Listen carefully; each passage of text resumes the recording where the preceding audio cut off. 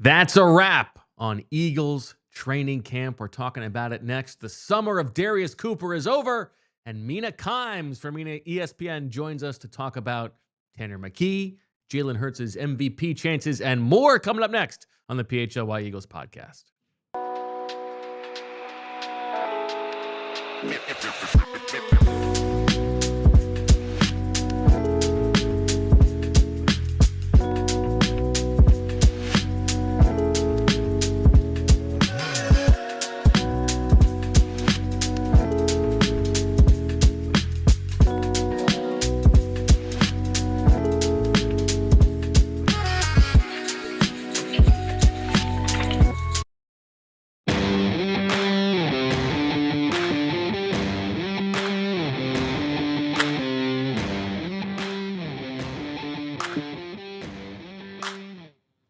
Hello, everybody, and welcome to the PHLY Eagles podcast, live from the Xfinity studio and presented by Doodad Dental and TrueMark Financial Credit Union, along with Xfinity. It's Bo Wulf, it's EJ Smith, and we are here. Happy end of camp, EJ. How you doing? I'm doing well. Training camp. The end of training camp is always a little bit bittersweet. Obviously, I still think now I'm getting like graduation goggles about it because it's over.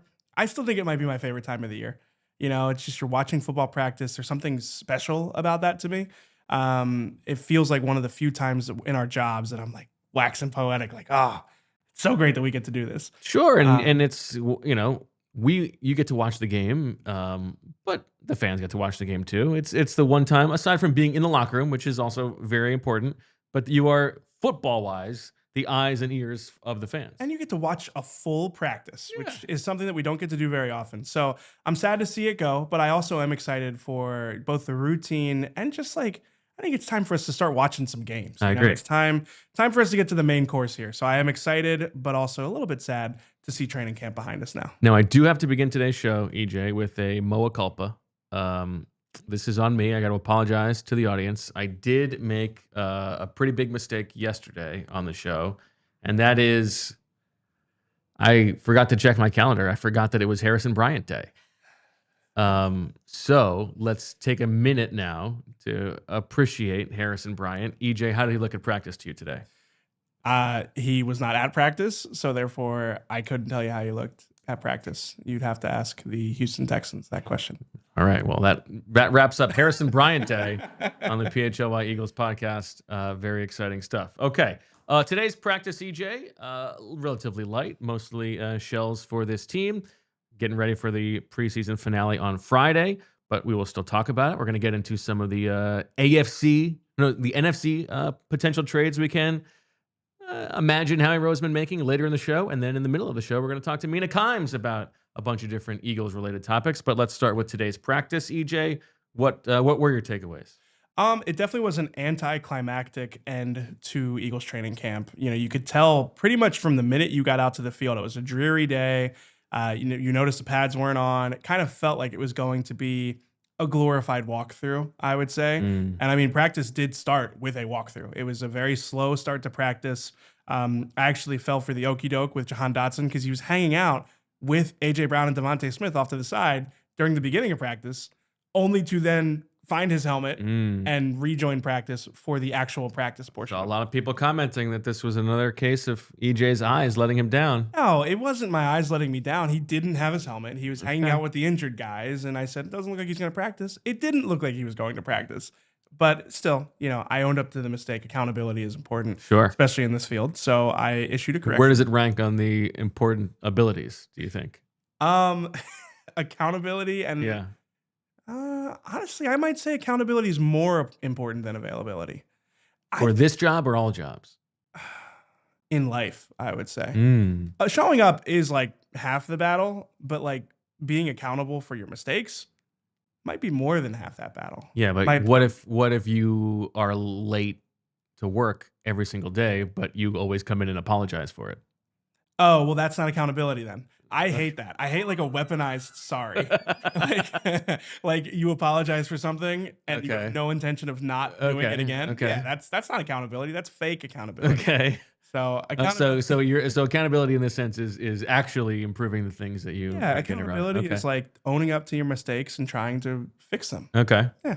So anyway, Jahan Dotson did practice. How about today. adaptability? Adaptability. It's probably like you asked me who the sixth most important person in my life was yesterday. I think adaptability is probably around that sixth spot. Okay. Yeah, it's important, but I mean, you're talking to a guy. I guess right now it feels like it's important for me. New Sure. job, new situations all the time. But yeah, I don't think adaptability is as important as accountability, especially in this field. Okay. Back to practice. Although I did have the temptation to completely derail us from the onset here. I asked you right before we went on, do I look like somebody who would be a second screen guy? Not do I look like somebody who's a second screen guy. Do I seem like a second screen person? I don't have a strong opinion on this. That may surprise you. I could see you using it going second screen. I am like a chronic second screen user. Like you're fully watching two things at once? Yeah. Yeah. Usually there's like an idol sporting event on the TV. Yeah. And I am watching something on my phone. Yeah. I don't think I find when I do that, I'm not happy with myself that I'm doing that. Oh, I don't care. But yeah, I mean, if the game on the background is like that is the background, you're not attempting to actually watch the game. I don't think that's not that bad. When I was young, like I used to like play Madden on the computer and watch something on TV at the same time, and like the older people in my life would be like appalled. They'd be like, "What is this?" But would you ever do this with like a movie? A movie I've seen before. Yeah, absolutely. Okay. Not a new movie. I wouldn't like this. This is kind of like the audiobook conversation we had last week, where it's like I wouldn't say I watched a movie if I was on my phone the whole time. I would hope not. Yeah, because I didn't watch it. That would not be accountable. Yeah, exactly. I have a new opinion on the audiobook thing, by the way. Here's the thing I've decided. Okay.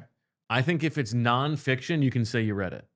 I think if it's fiction, you didn't read it. You listened to it. I feel like the more I've thought about it, if you're just getting the facts, I think it's okay. I don't think it really matters. The more I think about it, the more I feel like if you listen to the audiobook, you can say you read the book, but like only in a setting where you're just trying to move on with that. Like you wouldn't be like, I read this book and then go on and on about how great it was to read that book.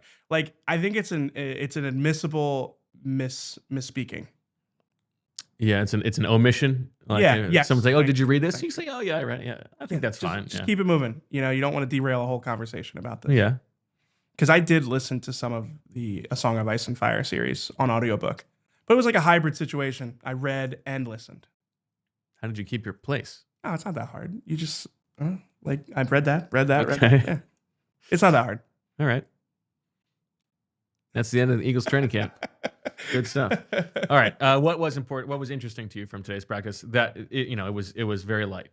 Okay. You know what? Let's start with the injury situation because we had a little bit of information on the two guys who left practice yesterday. Yeah. So I would say our guesses for both of them were relatively close. So Andrew McCuba, we thought it was a left hamstring injury. He was listed on the injury report with a hamstring injury. Johnny Wilson was listed with a knee/ankle injury, which does not bode well for him. It sounds like one is in the place of the other. His knee's where his ankle was, and his ankle's where his knee is. Well, it's funny because I was wondering if it would be knee or ankle based off of the way that he came off. But yeah, the fact that it's both, that's pretty ominous. It's like, is it a sprain for both? Is it something more serious? So I don't know the severity of it. He's got nankles. Nankles? Knee/ankle. I'm aware of cankles, but not. Oh yeah, these go higher. Nankles is even more extreme. Built like a Lego.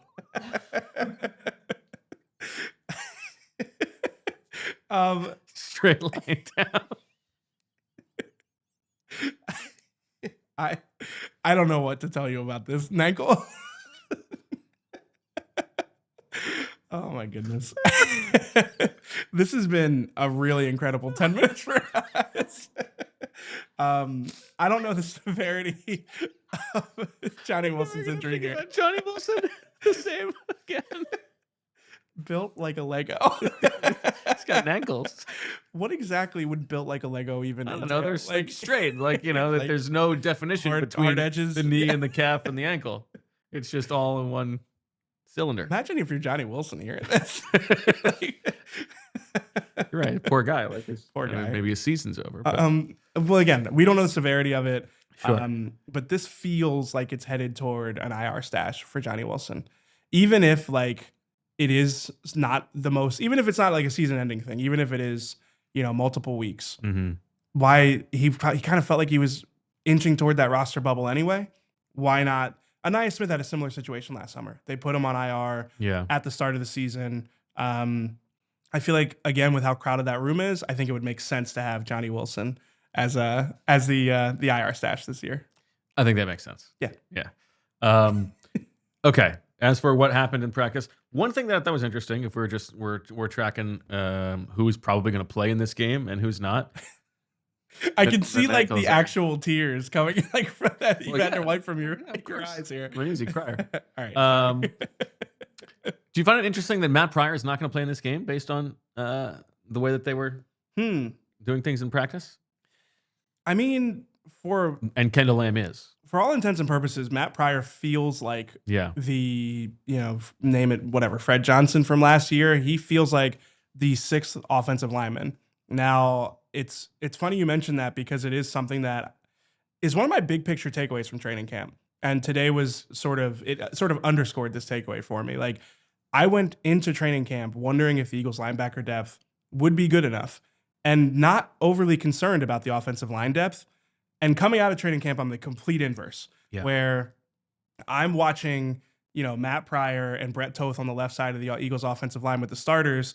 And I'm watching guys come through unblocked. I'm watching, a lot of plays that end up with Jalen Hurts needing to leave the pocket. And it is just, we talked about it yesterday, but it is so rare that the Eagles have had those situations where you don't feel good about number 6, number 7, number 8 on that depth chart, the way that I don't have a lot of confidence in those guys going into this season. Like, I don't think, if you told me that Matt Pryor was like the first guy up at guard, I probably would say, okay, like you could talk me into that. I do think there's a difference with him at guard and tackle. Yeah, I think especially, the last few days at left tackle, he has just not looked confidence inspiring. And they don't really have another answer. So, yes, it does surprise me. I thought Kendall Lamb looked good during the early portion of training camp. I actually was kind of talking myself into Kendall Lamb being that first tackle off the bench for a pretty good duration during the summer. But, yeah, he's kind of tailed off. I think both of those guys have tailed off. I don't think they have a good answer at tackle. I think, we're going to talk about the 53-man roster a lot in the next week. I feel like the way that the veterans have played this summer makes me more confident that they're going to go young with the guys on the 53. And I guess you could call it risk the other guys, realistically bring the other guys back on the practice squad or after week 1. So again, it's becoming like a yellow flag for me, the way that the offensive line depth has looked this summer. And conversely, like in my notes, I've got, Jahad Campbell comes through unblocked, gets a sack. Smile Mondon gets a sack. Jeremiah Trotter has consistently looked good throughout the summer too. So I don't know. I feel like these things have flipped, not just from like what I expected going into training camp, but also realistically, like just the way that the Eagles build their roster. It is a lot different this summer compared to the recent memory. Well, it was interesting. We talked to Bobby King after practice today, and he is gassing up everybody. Bobby King is like very football guy. Yeah, he really right. is. He's talking about Jahad Campbell, and he's like, well, I didn't know if he had arms. Like, typically guys come to me from college, and it's like they don't have arms. Like, I got to teach them how to use their hands, like and destroy blocks. And like, and I've been very impressed with the way he's used his hands. He's, Smile Mondon is flashed every day. He loves Jeremiah Trotter Jr. Like, that is a football player right there. That's great. Zach Bond is amazing, but he can even still get better. All this stuff. And I'm like, so Bobby, like in Philadelphia, we are not used to having good linebackers like this. Like, is it like that to you? Or do you feel like you have a stacked room? He's like, well, don't say stacked. Don't put that on me. But, it's clear. And then he's also talking up Nakobe Dean that, like, this linebacking group is very good. Yeah. We'll see if they need that, right? You really only need 2 or 3 guys, knock on wood. But the flip side to that is when you've got an offensive line and there are 5 guys and it just takes one of them to get hurt, and Landon Dickerson has had injury issues, and Jordan Mailata usually misses a little bit of time, and the same goes for Lane Johnson. Those guys are going to need to play. I think they probably would like to feel better about that group than they do. Yeah, and it's funny hearing you describe what Bobby King said about that room. It's like, could they afford to borrow from that room with a trade? But they really don't have, like, your Smile Mountain isn't going to have much trade value. Right. They're kind of somebody like, going to be in love with Jeremiah Trotter Jr. yeah, exactly. Like the interior evaluation of these guys they're going to be bullish on these guys in the Eagles building, but other NFL teams are not going to value them that way. I mean, like maybe Nakobe Dean if and when he's healthy, but that's not something that's going to help you in the next week. So, right. Yeah, no, it's interesting. I wonder because the Jeremiah Trotter Jr. thing, I wasn't in on Bobby King today, but hearing him, be effusive about Jeremiah Trotter Jr. I mean, he has had a very good summer, and it's like, okay, I don't really know what that means for him in terms of fitting into the first team defense come week 1. So, yeah, I mean, I think there's a logic for why the Eagles have usually built it this way, but their offensive line depth is just not.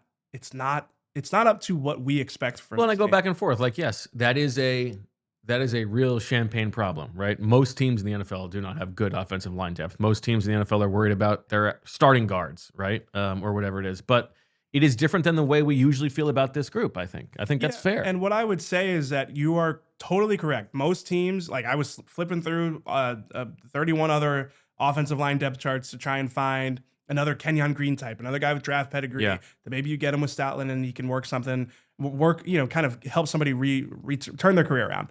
But the thing is, like, the Eagles do have probably better offensive line depth than most teams. They also build their offense around the offensive line in ways that other teams probably build their offense around in spite of not having that level of offensive line talent. So it's really structural to like the way the Eagles operate. You think about the passing game and how often they put those guys, the offensive tackles on islands. You think about the run game and just the fact that they are multiple in the run game. It's not just zone runs. It's not just gap scheme runs. I feel like how much they put on those offensive linemen, like it is important that they, need that depth because you are going to be missing guys. And again, I always think about Howie Roseman talking about the fact that the bad years for in Eagles history usually come down to either not having a good offensive line or not having really the offensive line depth, the guys you can lean on in week 10 and week 14. So again, it wasn't necessarily something that I went into training camp with big question marks about, but I'm leaving the summer like with that on my list as things to, I guess, again, it's a talented team. You shouldn't really be, waking up in the middle of the night in a cold sweat thinking about very much. But I think on the list of things that if you're already up, maybe you're going to the bathroom or something and you're thinking about the Eagles, that's something that you consider at this point. Just to say it specifically, the group that lined up like they're going to start the game on Friday was left to right, Kendall Lamb, Brett Toth, Drew Kendall, Trevor Keegan, Darian Kennard. So you get Kennard playing right tackle there. Maybe they want to see him get more reps there. Yeah. But notably, no Matt Pryor. I think Kennard could be the one that makes us, never resurface these clips in a few months. Yes, I think that is hopefully what Stout is doing. I mean, they kept him around last year in order to, in theory, develop him to replace Fred Johnson, and he's played all over the line this summer. It's possible that he's the guy who answers these things. Yeah, but it is interesting. Maybe they're playing him because they want him to get the snaps because he needs to get ready. But to me, like, I do think that Kennard has probably the highest, maybe not the highest ceiling because of the rookies, but he is the one that, again, like I said, if you told me like, okay, like Lane Johnson's going to miss 2 weeks and Darian Kennard's starting at right tackle, I wouldn't feel great about it, but I could see a world where he looks competent in that role. I think that's fair. Yeah. All right. What else from practice today? No surprise. Another good Darius Cooper day. Yeah. Like before the show, like we're like, are we really going to keep gassing up Darius Cooper? But honestly, he looked really good again today. With the ones. Yeah, but say he's been getting a lot of snaps with the starters with DeVonta Smith and A.J. Brown out. You mentioned something a few days ago about how he gets more snaps with the ones purely because he has the versatility to play multiple spots now. Mm-hmm. Like he can play as an X receiver. Even though he's not the biggest guy, he has a profile that fits that X receiver role. I asked Jalen Hurts about Darius Cooper after By the way, you know what we're going to say when we talk about what Jalen Hurts said about Darius Cooper? Oh, man. This is our Bright Smiles presented by Doodad Dental Group. The Bright Smile, of course, goes to the star of the summer, Darius Cooper. I mean, how many of these has he gotten at this point? I feel like he's gotten a lot of sponsored segments, yeah. Yeah, Jalen Hurts mentioned the fact that Darius Cooper has really strong hands and that he's learning to trust those hands. There was a throw in traffic today over the middle of the field that Cooper plucked cleanly with Quinyon Mitchell like draped over him at the catch point. And afterwards, like Jalen Hurts came up over to Darius Cooper, and they were clearly talking about like, that was kind of nice, huh? Yeah, it was an interesting. The Eagles had a couple of interesting routes today, and I was standing. This is a veteran move by me. I'm gonna give myself a little gas here. I was standing like next to the replay screen. Yeah, that's good. So I could watch the play as it unfolded, but then turn around and go, what kind of route was that? And it was like, I mean, Fran can help us with this when he's back, like what to actually call this route. It's kind of like 10 yards vertical, and you round it off to the middle of the field, and then you snap it off and come back to the ball. Okay. I don't know what, I mean, I wouldn't call it like a spot route. Doesn't matter. Called a Cooper. Honestly, the way you ran it, maybe you could name it after him. So, yeah, he had a leap and catch. Again, like you mentioned, Quinyon Mitchell was right there in good coverage, and Jahad Campbell was underneath. It actually kind of looked like Jahad Campbell was a little late getting to his assignment there, but nonetheless, a nice catch from Darius Cooper. And he also caught a touchdown pass against Adoree Jackson today on an out route. Yep. Also with the ones. So we've talked about it a lot. He is on the team at this point. Like, what are we doing? And I really think it just comes down to, I know we've had a little bit of a difference of opinion. I haven't been quite as just like 100% about it. I've kind of left room for him to not make it. No room. But see, to me, it's just like, you can't have this guy making plays every single day in camp and then look at the rest of the roster and be like, he does not deserve to be on the roster. Like, I just feel like, I mean, I agree with you, and I've said that about other positions as well, and we talked about it with Darius Cooper. I just don't think like reality is catching up to people who like he is on the team. He is a top 4 receiver on the team, and I think he is pushing Jahan Dotson. Yeah, I mean, he is a very good player. In terms of how he has played this summer, I agree with you. And I thought it was very interesting. You asked Dallas Goedert about, am I allowed to put this out here? Sure, why not? You asked Dallas Goedert about, if he had to pick one player to have a big season this year. And he mentioned Darius Kapadia. He mentioned Darius Cooper. Like and I'll tell you what, he's not the only one who's mentioned Darius Cooper. Oh, really? Yeah. Okay, interesting. That'll be a good piece. You have to become a diehard. $36 a year. Now's the time to do it. That story's coming over the next week, I would say. No, I asked somebody on your behalf today, and I think I did a bad job asking. Ooh, who'd you ask? It was Ty Robinson.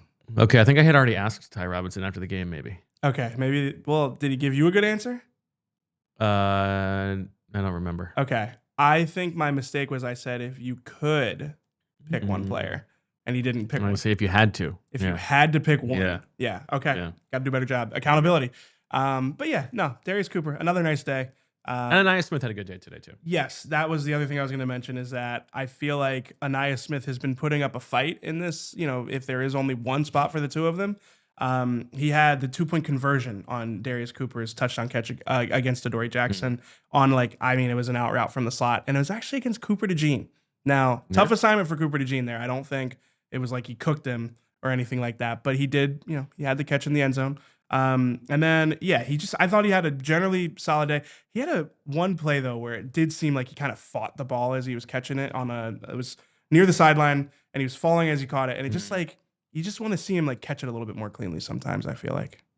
Mechie had a similar one. Yeah. He had a drop today, didn't he? Yeah. Oh, well. All right. Keep Cooper DeJean in your mind because we're going to take a break to hear from some sponsors. And on the other side, we're going to talk to Mina Kimes about Tanner McKee, Cooper DeJean, maybe Dylan McMahon. Xfinity has the most reliable Wi-Fi with the best-in-class equipment. The Xfinity Wi-Fi is booming. Whether you're streaming, gaming, or working from home, the Xfinity Wi-Fi is booming and allows you to do more of what you love and love how fast you do it with Xfinity Internet. You've also got the converged internet and mobile with Xfinity. Xfinity Internet and mobile are the ultimate power couple, and with Wi-Fi Power Boost from Xfinity Mobile, you get ultra-fast speeds with reliable internet at home and a secure network on the go, so your Wi-Fi is booming wherever you are. With Xfinity Internet and mobile, you can do more of what you love wherever you are. Xfinity Internet and mobile, stronger together. Most reliable Wi-Fi claim based on Open Signal Awards USA Fixed Broadband Experience Report, August 2024. Restrictions apply. Xfinity Mobile requires Xfinity Internet. Actual speeds vary. Restrictions apply. Xfinity Mobile requires Xfinity Internet. Wi-Fi Power Boost available to Xfinity Mobile customers only. Actual speeds vary. Next, we're going to talk about the good people at Ford and their all-new Explorer. That's right. It's America's all-time best-selling SUV, a legacy of family trust and performance with 3-row seating for up to 7 passengers. It comes with your choice of 3 different powertrain options and is available with rear-wheel drive or intelligent 4-wheel drive. The 3-liter EcoBoost V6 has up to 400 horsepower if you're looking for something sporty, or you could go with a hybrid model with up to 500 miles of driving range if you're after something fuel efficient. It also comes with Ford's terrain management system, perfect whether you're driving home in the snow, trekking across the sand, or even towing a trailer. You'll also be getting an advanced suite of driver assist features with Ford Copilot 360 and a large digital instrument cluster for that high-tech feel. Available with captain's chairs and plenty of storage space with the seats folded down, the new Explorer is truly a do-it-all SUV built for families but ready for adventure. All right, joining us now on the Xfinity mobile call-in line is ESPN's Mina Kimes from the Mina Kimes Show featuring Lenny as well. Mina, thank you so much for taking the time. Hello, thank you for having me. All right, so here's where I want to start. Your latest podcast, you're going over all the quarterback battles, as most of them have been decided, and you're canvassing the league for these like mid quarterbacks. Do you have a Tanner McKee opinion? I think that he would be the starter on 3 of the quarterback battle teams I talked about. I would see him winning in Indianapolis. I think he would win in New Orleans. I think he would win in Cleveland. So does that qualify as a Tanner McKee opinion? I think so. Yeah. I mean, what do you think that he would? You know, we've been debating the like what the trade value would be. The Eagles are not going to trade him right now before the season. This would be more of an off-season discussion. But like, yeah, do you think he'd be worth a 1 or a 2? Not a 1. calm down. It's interesting because of the timing aspect. Right now, the 3 teams I mentioned, he would absolutely be worth a 2. But as you said, they're not going to do it during the season because the Eagles are on a very different timeline from those teams. They have very different priorities, right? They are in this to win the Super Bowl again. So he is arguably more valuable to the Eagles than he would be to most teams in the NFL because backup quarterback is more valuable, more important to them. However, if you wait until next offseason, we'll see where those teams' records land. A lot of them are going to be in a position to draft a quarterback. So his value proposition goes down. You know what I'm saying? So it's kind of, yes, somebody would trade for him. Yes, certainly at least a mid-round pick. But I think the ability to get that much moving forward is going to be really dependent on what position those teams are in. I think my favorite potential fit is one that you would be kind of close to. And I think I got to give Nate Tice a shout out here because I think he's the one who mentioned it. Maybe in the offseason, the Rams, because if you're thinking this team is going to be good enough, they're not going to have a high pick, but they need a succession plan. You know, if they fell in love with Tanner McKee, maybe that could be a fit. Yeah, it's a fun idea. I've seen the Rams brought up as like a place for a developmental quarterback, like an Anthony Richardson type. But I think that the logic you just laid out makes a lot more sense to me. This is not a rebuilding team, right? Like the time for the Rams to draft a developmental quarterback was 2 years ago, not now. And yeah, the Rams though, you said they don't have a pick. They do have the Falcons pick. Oh, I forgot about that. Oh, that actually adds, I know, right? But that adds a lot of intrigue too. They're playing on Monday Night Football, I think in week 17. I think it's the last Monday night game. And I was looking at it because we're PHLY, we're on site for the Monday night game. So I'm looking at the schedule, trying to figure out, you know, where I'm going to be at the end of the year when it's cold. And I first when I saw the game, I was like, ugh, you know, like, how much is this going to matter? But that certainly adds an extra layer of intrigue to it and really incentivizes the Rams to go out and win it, even if perhaps they have the division locked up because, you know, depending on how things shake out with the Falcons, that could be a decently valuable pick. No doubt about it. All right, go ahead, EJ. All right. Shifting from the Tanner McKee chat. We got enough Tanner. Yeah. Somebody who we might see on the field a little bit more than Tanner McKee this season is Cooper DeJean. Mina, I want to ask you about the second cornerback spot opposite Quinyon Mitchell on the outside. We've seen Cooper DeJean start to get some snaps there in the Eagles' base defense. Vic Fangio did mention that does not mean that he is necessarily going to be a full-time outside cornerback for them. I think some things would have to happen both at nickel and on the outside. I'm curious, though, what what your I guess projection for Cooper DeJean playing on the outside would be based off the tape you saw from him in college and what we saw from him in the nickel last season. He, based on what we saw in college, can absolutely play outside. I think the problem for Philadelphia is he is already one of the best nickels in the NFL, right? So do you want to shake up a good thing just to compensate for maybe the only hole in this entire roster? The Eagles are primarily going to be nickel, so it's not going to be like a massive number of snaps we're talking about. So I guess I don't have an issue with it situationally, but for the most part, I think Cooper should be a nickel first and foremost. Nickel's also just so important in today's NFL, and you really saw that at the end, right? Particularly against a team like Kansas City in the Super Bowl. But to have a versatile, smart nickel who's outstanding at defending the run, who's a great tackler, who you can also blitz, it's so valuable. It's so important. So I wouldn't be thrilled if it was a huge part of how he plays. But, CB2 remains the question. It's a big question, and they're trying to solve it. And yeah, I mean, it has been bad enough this summer that now they have to flirt with the possibility of Cooper DeJean on the outside. But I don't think they have anybody they trust enough in the nickel to do that full time. Do you have a sense of like long term where you would like Cooper DeJean to be? Because there are some people in the building who think like safety, he'll be an all-pro safety. He can also be, an all-pro caliber nickel. But eventually, you would imagine, his agents are going to want him to be on the outside. That's where he can make the most money.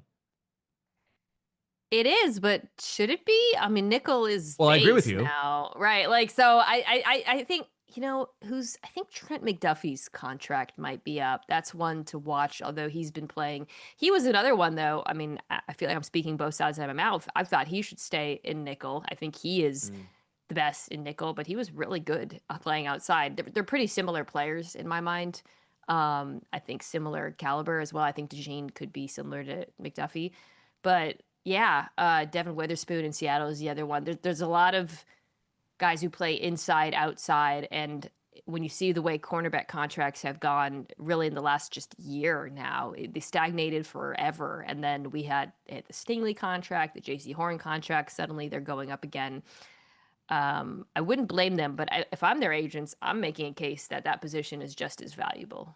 I believe it's just as valuable. And again, think about like where offensive football is going with all the condensed formations, right? It's just, I don't know. I do not believe that there's a good football reason why a all-pro nickel should make less than an all-pro corner. I really don't. And I can also see that being attractive to the Eagles because they're going to pay Cooper DeJean what Cooper DeJean is worth no matter what. And if they pay him that as a nickel, they're raising the floor for the rest of the league for this position. Yeah. They're resetting that market, and they don't have to deal with it because they've already got the best one. Yeah, it's a problem that we don't have to worry about right now. He is in his second year, but yeah, that's going to be an interesting decision for him. The other thing I think is possible is that the Eagles find a corner solution long before Cooper DeJean's contract is up. I would hope so, right? Because that would mean you have 2 or 3 years of substandard CB2 play, which I know they don't want. Do you have a Jakorian Bennett opinion after his year with the Raiders last year?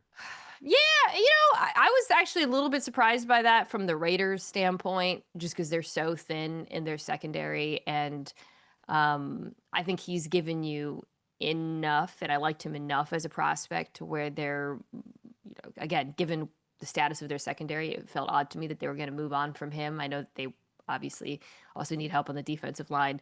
But I would say with him, and again, it's all relative. We're not comparing him to Quinton Mitchell. You're comparing him to Keely Ringo, right? And I guess Adoree. Yeah. Good in coverage. I think he has good speed and athleticism, and he is smart. I don't think he's complete in the way that maybe Vic Fangio would like his perimeter corners to be in terms of as a tackler, and maybe we'll see it a little bit too much underneath, but I think he has probably a higher ceiling than those other two corners on the roster. I think that tracks. Yeah, no, I think that's fair. I do wonder from your perspective, Mina, like is there very many ways to insulate that outside cornerback spot that maybe, a layman might not be aware of? Because it does feel like it's going to be hard because again, this battle has been uninspiring for most of training camp. Nobody has really separated themselves. Is there a way to kind of compensate for the fact that you might not be overly confident in that spot? Well, you guys know, obviously, they'll cloud safety over. They'll give whoever it is help. Teams will largely avoid Quinion Mitchell. From a coverage standpoint, you can at least stop the bleeding, but teams are going to attack it. I think about Denver, right? And Patrick Surtain and last year when Riley Moss came back from the injury, before he was injured, he was actually playing really well. But when he came back, I mean, that was just, and when he was out, it's just the teams attacked it mercilessly. There is some benefit to the predictability of it. This is why, and I know I'm kind of like contradicting what I said earlier, but why having a true shutdown corner on the outside is so valuable. And I do believe that the Eagles have that in Quinion Mitchell. You know what offenses are going to do. It's going to be pretty obvious, right? But to me, it just comes down to like, who is the matchup? If you're facing a team that really can put a 1A, 1B type, and the Eagles don't travel their corners on the opposite side of the field, that's going to be another interesting decision that they're going to, Vic Fangio, if it gets so bad, do you consider changing the way you utilize your corners more so that you can't get picked on? That's going to be an interesting decision. We have seen that this summer. Quinion has been following and switching sides. So my expectation is when they play teams where that makes sense, we probably will see that with Quinion this year. All right, Mina, I have a Stork rank for you. This is I'm going to ask you to rank these 4 things from least likely to most likely. Okay, you ready? Okay. Jalen Hurts finishes top 3 in MVP voting. Okay. A.J. Brown leads the league in receiving. Okay. Jalen Carter wins Defensive Player of the Year. Okay. And the Eagles miss the playoffs. Okay. Least likely. Oh, boy. Okay. Jalen top 3. Okay. A.J. Brown leads the league in receiving, Yeah, you said? it's very specific, yeah. Okay. Carter DPOY. And then the Eagles missing the playoffs. Wow, Mina is predicting the Eagles are going to miss the playoffs. No. I wasn't ranking them. I was just repeating you. I'm sorry. Yes. That was not my ranking. I wanted to. I mean, you take could make. I mental think stock of that's not unrealistic. That is the most likely. A couple injuries. Okay, so all right, let's do this. I don't think it's the most likely. I'm gonna go. It's so hard to win DPOY as a defensive tackle. Yes. Yeah. He is so clearly the best player in that, or the guy. Okay, I'm gonna go most to least because that's just easier for my brain. Yeah. I actually think Hurts MVP is the most likely of the 3. I can see that. Yeah, I mean, if the team is really good and it's not the best team, Saquon's and he has offense, and he takes another leap year, right. Yeah. Then I'm gonna go.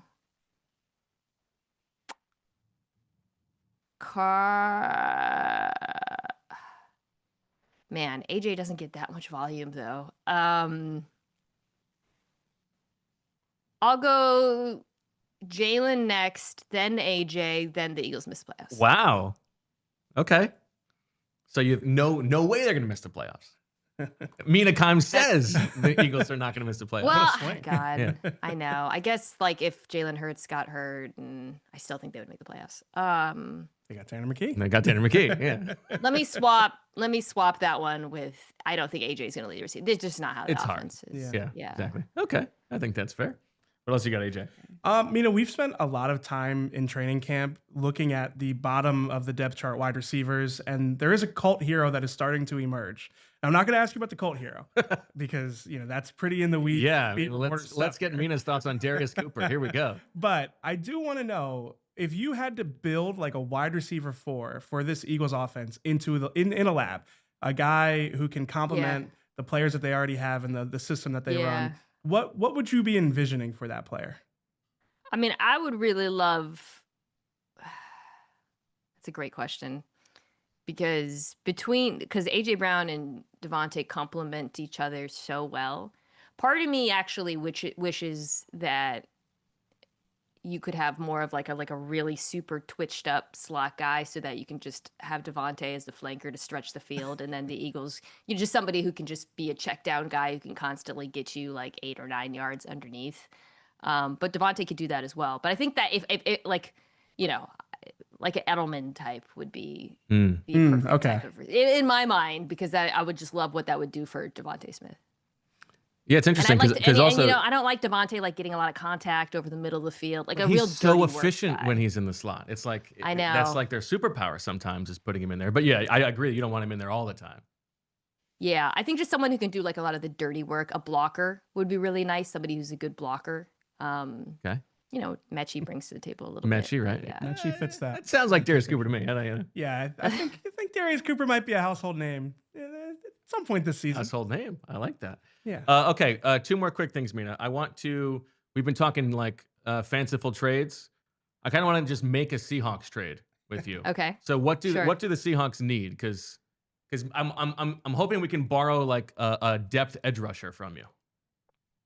Oh, interesting. Seahawks have an interesting edge rush group. It's just Chenanosu was just activated because they have a lot of really good players, but no great ones at edge. Like could we pry Derek Hall? Is that too crazy? Yeah, like that type. No, it's not too crazy. They're pretty deep there too. I would say the Seahawks need.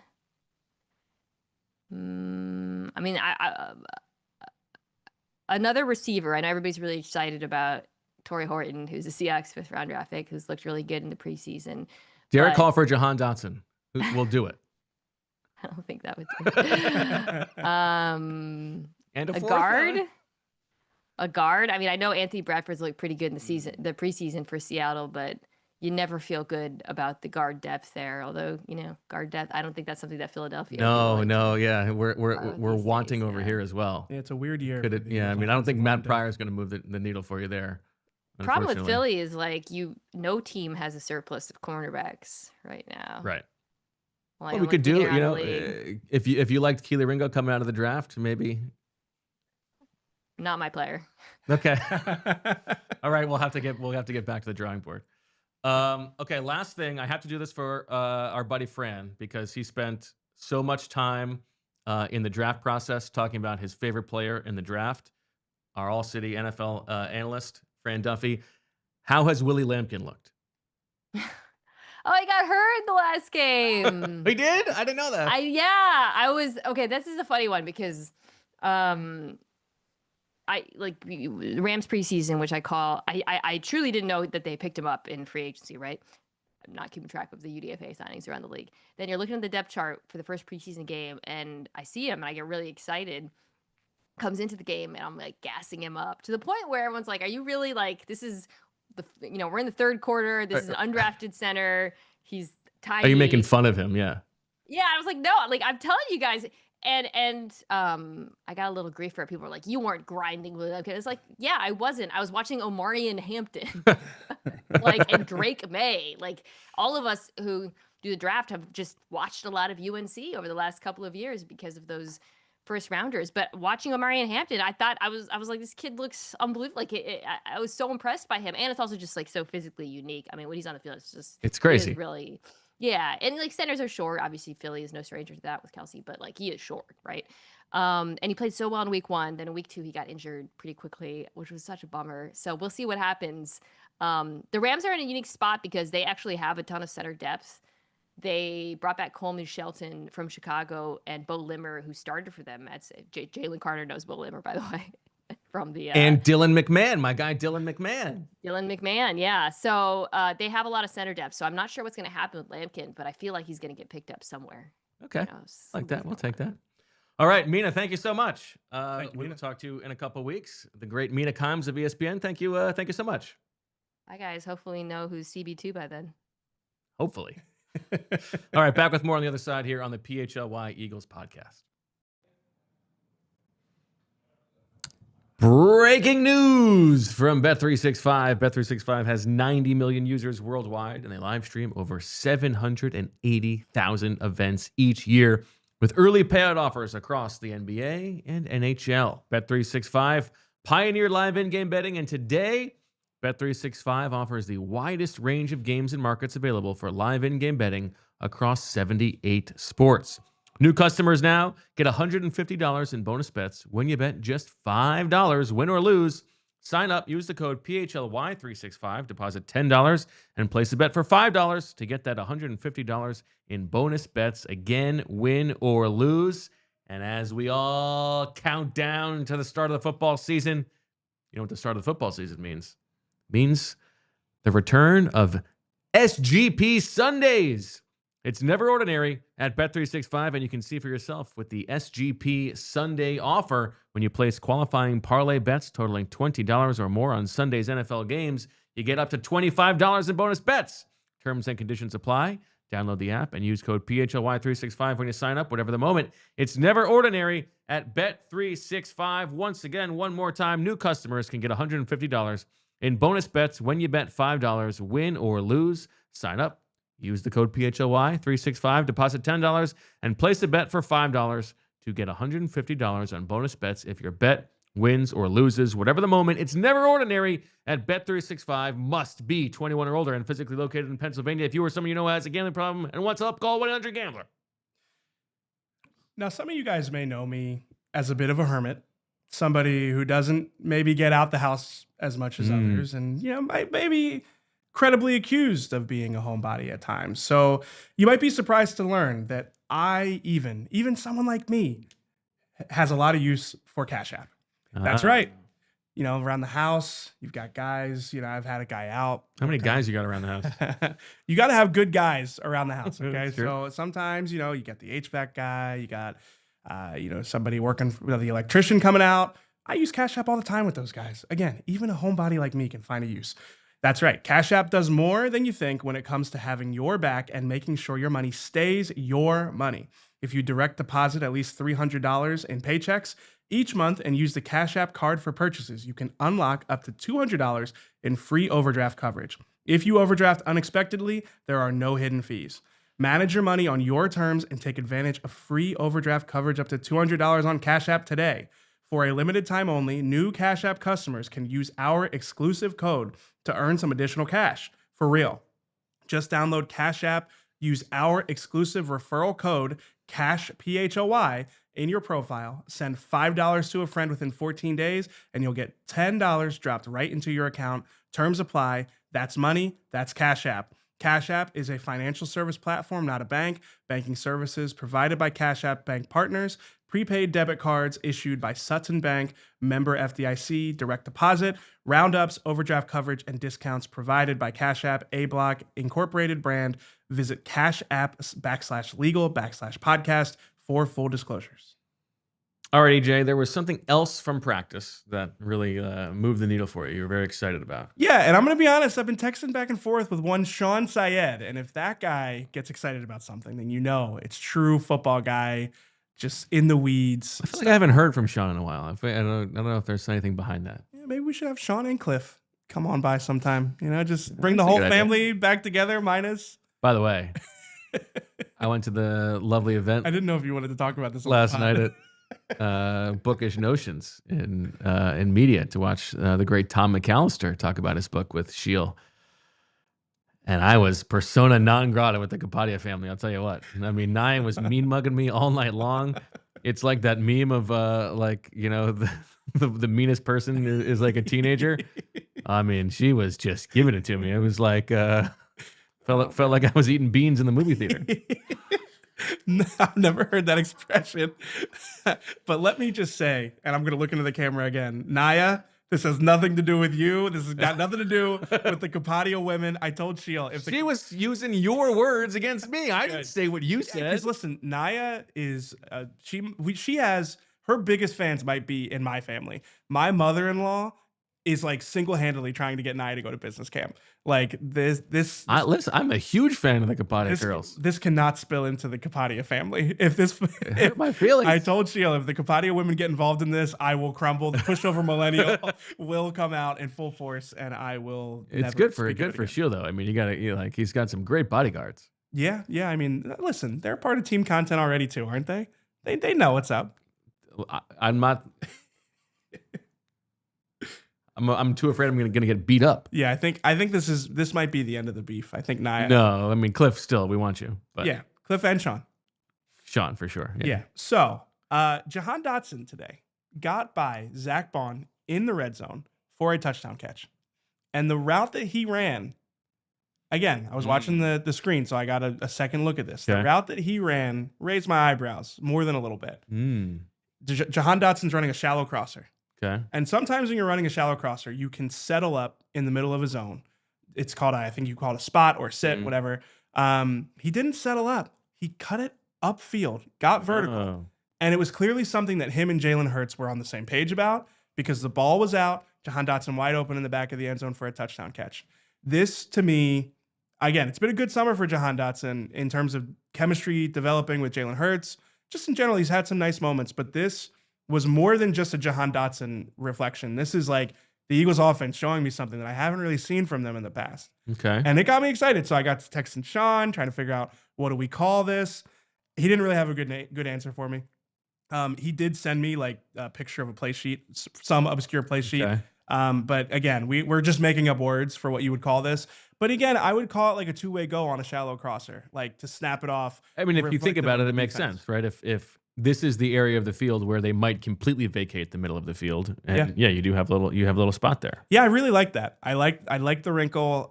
We've seen some different things from the Eagles offense. We talked about some of the handoff variation that we've seen in the backfield, but this was something kind of emboldening a player to read the situation in front of him, find the open space, and it resulted in a touchdown in practice today. All right, I like that. That's cool. No, I mean, happy to see you Like I excited. said, it got Sean Syed excited. I mean, this guy, He was probably excited because this you were guy's seen it all. No, I asked him what his excitement level was, and he was excited. Okay. Would you like to hear the rest of the trades from the NFC? I have 15 NFC trades. I would love to hear some of these. Where should we start? Let's start in division. Some spiciness. Okay. Dallas. The Eagles are sending Avery Williams and a 5th for Cavante Turbin and a 7th. They need a good returner. What does that mean for our boy Darius Cooper? Nothing. He's still on the team. So this is just a Turpin's nice just taking erasure. over as the exactly. Okay. I mean, yeah, I like it. Some value there. The Giants. We have found our developmental offensive lineman. Evan Neal is a backup for them. Persona non grata. I like this. Got one. the Alabama connection. The Eagles know all about him. They're sending Trevor Keegan in a 6th. Oh, do you think that the Giants might do that just because they're the Giants, right? Like incompetence. They'll probably be too scared to trade him to the Eagles. Yeah, if they trade Evan Neal to the Eagles, I liked Evan Neal. But he's a backup for them. I think Evan Neal is like a perfect reclamation project. Yeah. Yeah. No, I like that one. Should I grade these? Should it be more than a 6th? What do you think it's going to get? Yeah, I think you might need to bump that to like a 5th or a 4th. Not a 4th. No way. All right, a 5th. A 5th for Evan Neal. Fine. I don't think the Giants would do it, but the Eagles would, and I would like that a lot. I think Evan Neal, there might still be a player there. Commanders were tough, but they drafted my guy Ben Sinnott in the 2nd round last year. He could play a little fullback too. So this is some you get your tight end on a rookie deal, and maybe he can do the Ben Van Sumeren stuff. You trade Kylan Granson in a 5th. I'm not moved by that. I feel like you're not upgrading. Commanders were tough. Yeah. I think that's an upgrade. I have another. I mean, this one's very exciting. Bears, Eagles are getting Devin Duvernay for a 6th round pick. I'm looking for a returner. Texas guy. I like that guy. Lions, big one. We're sending Jeremiah Trotter Jr. to the Detroit Lions to shore up the offensive line. We bring Coyote Awashika home. This is so on brand for you. Stout loves the guy so much he named a drill after him. I don't think that's a good trade for the Eagles. They need help. Yeah, but come on. Jeremiah Trotter Jr., I mean, we just talked about him. Like, he's not going to have that much value from external evaluation, but no, that's too rich. Green Bay, Keely Ringo and a 5th round pick for Christian Watson. Down their depth chart, but like the exact kind of theoretical Quez Watkins player to stretch the field for the Eagles. Yeah, he's like a best case scenario on what you want from Quez. Can't stay healthy, but I like that one. I don't think Green Bay does that one. Okay. This is a big one. I'm solving the fullback issue. There's no issue. Leave Ben Van Sumeren alone. Lance Dixon and Ben Van Sumeren to the Vikings for CJ Ham. I don't. What did Ben Van Sumeren ever do to you?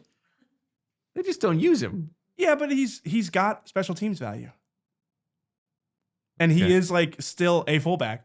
I don't know. It's not like them like upgrading that position is going to make them use it more. Maybe they don't even line up under center at most of the time. This is the one everybody's been waiting for. Oh God, Atlanta Falcons. Bring the local guy home. They want to. Kyle Pitts for Jahan Dotson and Grant Calcaterra. I feel like for my predecessor, I should pound the table for this one. I think that Kyle Pitts is an interesting player, though. I have to be honest. I feel like there's something there. I mean, the Eagles are definitely interested to some degree. Yeah. Just knowing Howie. I have another tight end for you. Carolina Panthers. Jatavian Sanders is coming here straight up for Keely Ringo. Another Texas guy. I could sign up for that one. I'm in. New Orleans Saints. Former day 2 offensive lineman Dylan Radins for Trevor Keegan and Johnny Wilson. And then I made this one before Johnny Wilson got those nankles. The way that you laughed at nankles is like I thought it was like a mid-tier joke. You know, it's fine. But like the way that you don't laugh at most of your jokes. The way that you laughed at that joke. Well, I'm imagining the ankle. You know. I don't like that trade that much, if I'm being honest. And especially like who are you putting in there except for Johnny Wilson? I don't know. Like Mechie. You're not trading Mechie. Oh, can't trade Mechie. I mean, literally just got traded. They did that before. I'm cooler on that one. Tampa Bay Bucks. Just like we sent away Sidney Brown to play with his twin, we're bringing in Zion McCollum. And we're trading Adoree Jackson in a 6th round pick. I like that one. I'm not sure that the Bucks do that, but yeah, I don't know why they would. Exactly. I still like Adoree Jackson. To pull the listeners behind the curtain here, I have to collect the 53-man rosters soon, which means I've started really thinking about mine. Adoree Jackson's going to be the player that ruins it for me, one way or the other. I'm going to have him on, and he's going to get cut, or I'm going to have him cut, and he's going to start week 1, and I'm going to look like an idiot. It's been a tough read this training camp. I agree. Like he has had like the Devin White summer where it's like he's been with the ones a lot. Except that his reps have increased at the end here. Yeah, but it's like okay, he's been with the ones a lot, hasn't looked great at all. Yeah, like it's not like he's been confidence inspiring. It's just the volume of reps with the starters is starting to become hard to ignore. Arizona Cardinals. JG. Just need a tight end. Elijah Higgins for AJ Dillon, straight up. I feel like AJ Dillon is like a Cardinals type running back, right? Yeah, I think so. The James Conner vibe. Does AJ Dillon really have any trade value? No. Though? Yeah, it's like my cut guy for your cut guy. Yeah. Jonathan Gannon. They got the connection. The Rams. I don't know why I have. What do I have here? Trevor Keegan for something? For the 90th I can't read my writing. Roster. Trevor Keegan traded to the Rams for nothing. Seahawks. I'm going Derek Hall for Keely Ringo and a 5th round pick.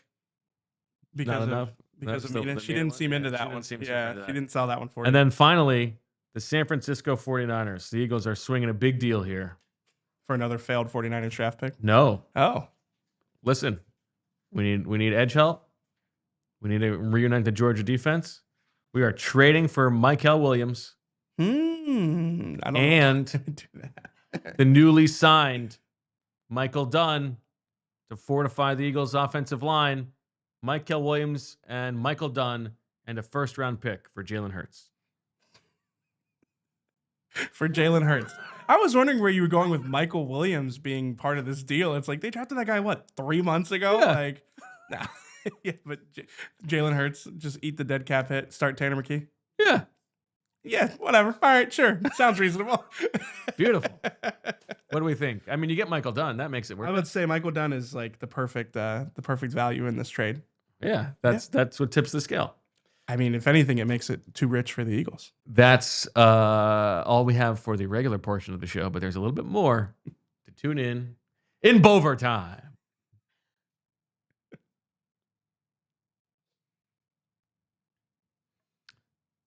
Second day in a row, Ethan got it, and this time he got it right away. The overtime graphic, nicely done. What else you got, EJ? I don't. Oh, you know what? Moro Ajomo had a really nice rep against Kenyon Green. I know it's Kenyon Green, but still, it was just the reason I'm mentioning it is because the technique on it was what stood out, not just the fact that he was, able to beat Kenyon Green. He lifted Kenyon Green's hand up and then just like got underneath him and got right by him. And again, Kenyon Green matchup, not really a challenge for him, but he has been matchup agnostic most of the summer. He has been able to win against Landon Dickerson, obviously Tyler Steen, and Tyler Steen has looked good in other matchups. So I just, speaking of Sean Syed, one of his things he was talking to me about is like, well, is there a world where like where Moro Ajomo can kind of compensate for this expected regression from the Eagles defense by being better than Milton Williams, like by mid-season? And I said, I think we might already be there. I think that he could be that good this season based off the training camp he's But had. Even if Moro Ajomo is somehow better than Milton Williams, which that is still a stretch. Is it? It's still a stretch that he's really better than. Yeah, sure. He's looked awesome. To say he's going to be better is fine. Even if he is better to some marginal degree, that doesn't make up for the secondary being definitely worse. No, I agree. I think overall the Eagles defense is due for some regression. But I do think specifically if you're looking at that, like situational, can you be the one-on-one pass rush winner because you were playing opposite Jalen Carter? I think Moro Ajomo has proven that he can do that. And I do think that he can, like whatever Milton Williams' production was, not just the production, but his impact, I think Moro Ajomo can outdo that this season. Who would you say had if I'm doing the ranking of based on their expectations coming into camp, who moved the needle the most? Who do you think had the worst summer? The worst summer. I mean, like some of the offensive linemen come to mind pretty quickly. Like I think Trevor Keegan and Kenyon Green both. Like we went into the summer wondering if Tyler Steen was going to win the job, and nobody ever challenged him for it. So those two come to mind. I'm sure I'm missing somebody obvious here, but those two are. Well, you can argue, given the stakes, Keely Ringo, and again, this is not he was the worst player on the field. Keely Ringo had some good moments. He looked about the same that he did last year, but the stakes of you have a chance to win a starting job versus I think he's now you're just sort of a special teamer.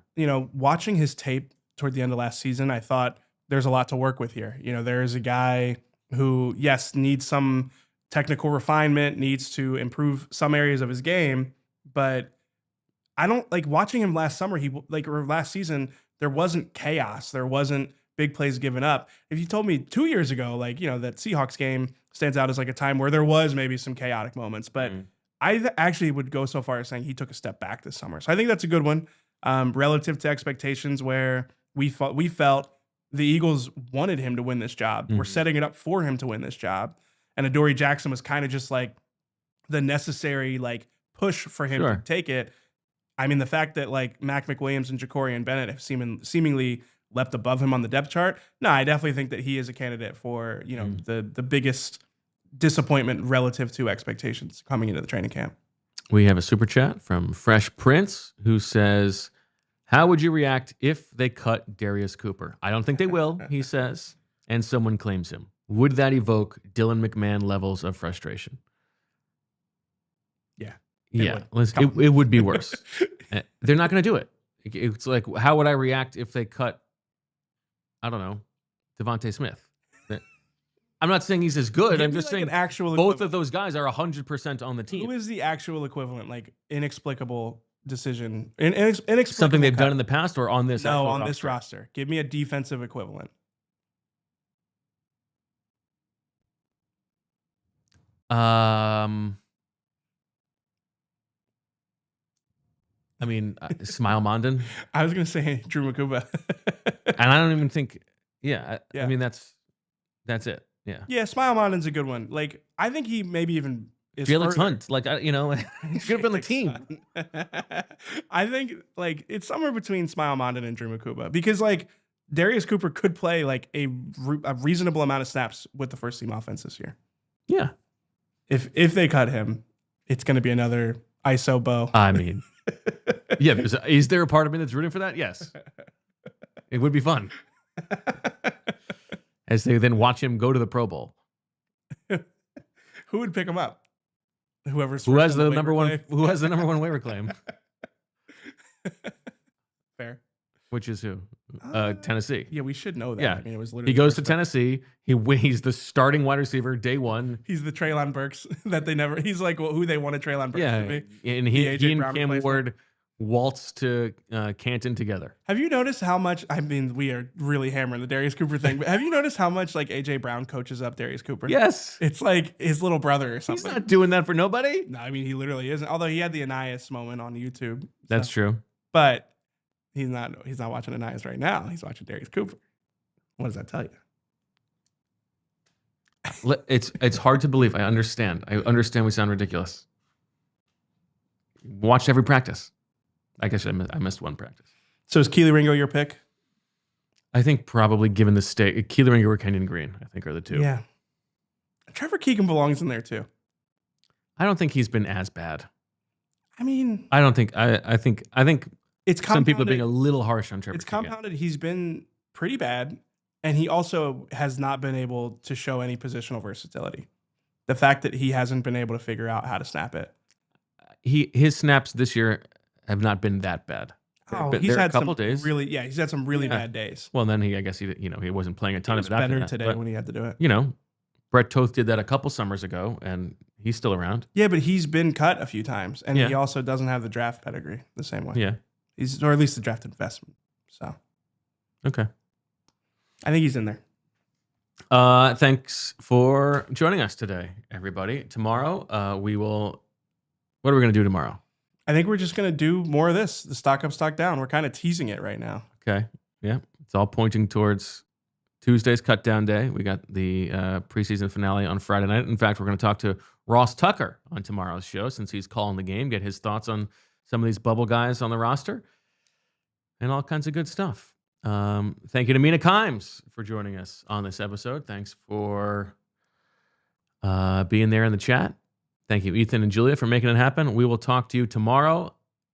Comment below, subscribe, all that good stuff. Tell Cliff you want him. And as always, we love you.